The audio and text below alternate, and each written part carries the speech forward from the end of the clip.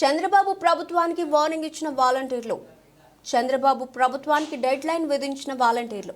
Volunteer వ్యవస్థపై TDP మనసు మార్చుకుంటుందా అంటే అవుననే అంటున్నాయి రాజకీయ వర్గాలు. దీనికి కారణం కూడా లేకపోలేదు.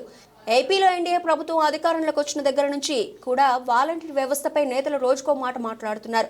2019 ఎన్నికల్లో వైసీపీ విజయం సాధించగానే వాలంటీర్ వ్యవస్థను తీసుకొచ్చిన సంగతి తెలిసిందే.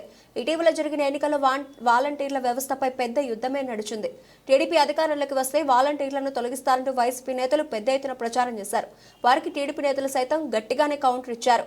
తాము అధికారంలోకి రాగానే వాలంటీర్లకు గౌరవ వేతనం 10,000 రూపాయలు చేస్తామని టీడీపీ అధినేత హామీ ఇచ్చారు. అయినప్పటికీ కూడా కొందరు వాలంటీర్లు వైసీపీకి మద్దతుగా రాజీనామా చేశారు. అయితే ఇప్పుడు వాలంటీర్ల నుంచి తప్పించుకోవడానికి టీడీపీ ప్రభుత్వం సాకులు వెతుకుతున్నట్టు కనిపిస్తోంది. గ్రామానికి కేవలం 5 మంది వాలంటీర్లను మాత్రమే తీసుకునే యోచనలో ప్రభుత్వం ఉందనే ప్రచారం జరుగుతోంది.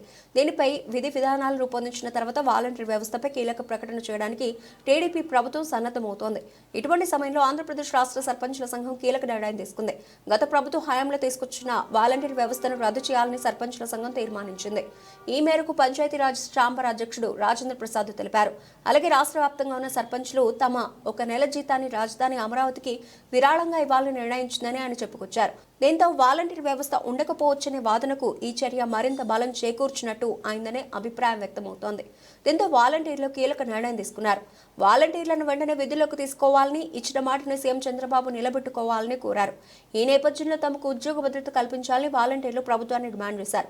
కూటమి ప్రభుత్వం ఏర్పడి 100 రోజులైనా ఉద్యోగ భద్రత కల్పించకపోవడంతో 2.60 లక్షల మంది పరిస్థితి గందరగోళంగా మారిందన్నారు. వచ్చే కేబినెట్ సమావేశంలోపు న్యాయం చేయకుంటే సీఎం క్యాంపు కార్యాలయం ముట్టడిస్తామని హెచ్చరించారు. సమస్యల పరిష్కారం కోసం రేపటి నుంచి అక్టోబర్ 2 వరకు గాంధేయ మార్గంలో శాంతియుతంగా ఆందోళనలు చేస్తామని వాలంటీర్లు తెలిపారు.